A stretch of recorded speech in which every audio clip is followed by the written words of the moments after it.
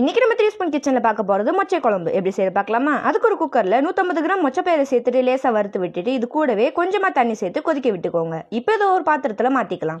பயிரை 1லேருந்து 1.5 மணி நேரம் வரைக்கும் சூடான தண்ணியில் ஊற வச்சுட்டு 4 விசில் வச்சு வேக வச்சு எடுத்துக்கலாம். இப்போ இன்னொரு சின்ன பாத்திரத்தில் புளி சேர்த்துட்டு அது கூடவே கொஞ்சமாக தண்ணி சேர்த்து ஊற வச்சுக்கலாம். இப்போ நம்ம குழம்பு ரெடி பண்ணுறதுக்கு ஒரு குக்கரில் 50 ml எண்ணெய் சேர்த்துட்டு 1/4 ஸ்பூன் கடுகுந்த பருப்பு, 10 சின்ன வெங்காயம், 4 வெள்ளைப்பூடு சேர்த்து வதக்கி விட்டுக்கோங்க.